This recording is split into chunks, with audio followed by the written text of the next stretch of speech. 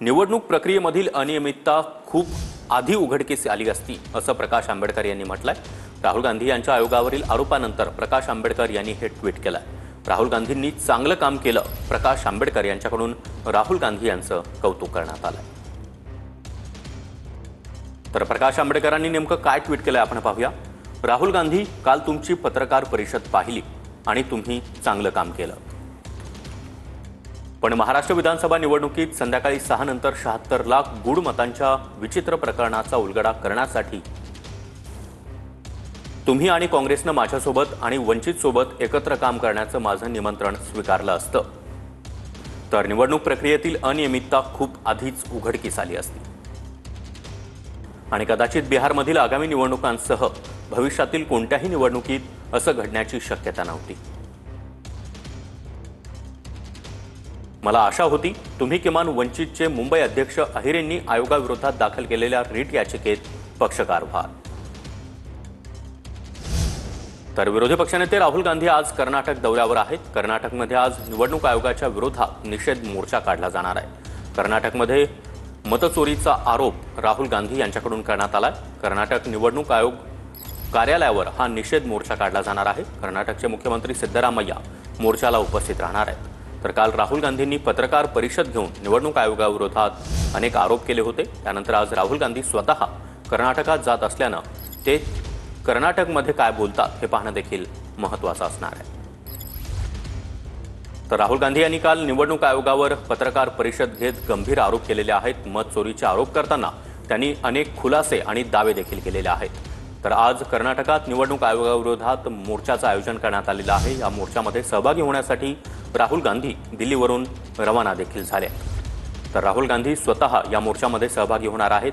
सिद्धरामय्या यांच्या नेतृत्वामध्ये कर्नाटकमध्ये हा मोर्चा निघणार आहे।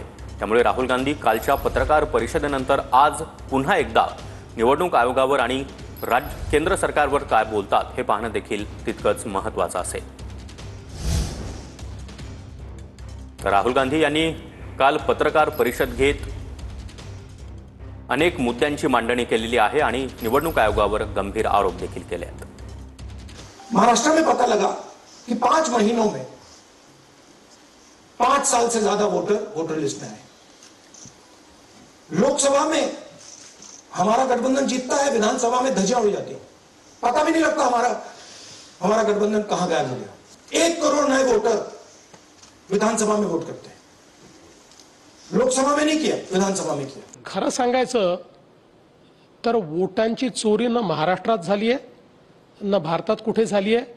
काही चोरीला गेलं असेल तर राहुल गांधींच्या डोक्यातली चिप चोरीला गेलेली आहे आणि त्यांची हार्ड डिस्क करप्ट झालेली आहे। म्हणून त्या गोष्टी रोज बोलतात, रोज खोटं बोलतात, खोटं बोलून पळून जातात, वेगवेगळे आकडे देतात।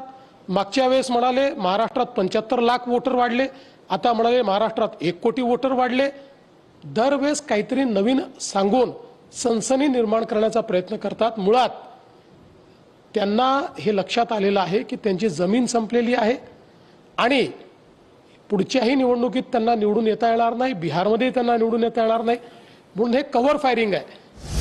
तर राहुल गांधींनी बोगस मतदार यादीचा आरोप केल्यानंतर महाराष्ट्र निवडणूक आयोगानं राहुल गांधी यांना पत्र लिहिलंय। काँग्रेसच्या प्रतिनिधींना याआधीच मतदार यादी दिली होती असं महाराष्ट्र निवडणूक आयोगाने म्हटलंय। राहुल गांधींनी निवडणूक आयोगाला शपथपत्र द्यावं, त्या शपथपत्रामध्ये सर्व काही नमूद करावं असं निवडणूक आयोगाने म्हटलंय। खोटं शपथपत्र आणि खोटे पुरावे देणं हा गुन्हा असल्याचं देखील महाराष्ट्र निवडणूक आयोगानं आपल्या पत्रात नमूद केलंय। ऐसे देखना नहीं चाहते, फिर राहुल गांधी को कहते हैं कि एफिडेविट फाइल करें और उस प्रोसीजर से जब कि वो क्लेम हो ही नहीं सकता कि वो 30 दिन में करना है। वो 30 दिन तो कई सालों में बीत गए। मतलब कि अगर इलेक्टरल फ्रॉड हो रहा हो और उस 30 दिनों में आपको पता ना हो तो उसकी कभी जांच हो ही नहीं सकती।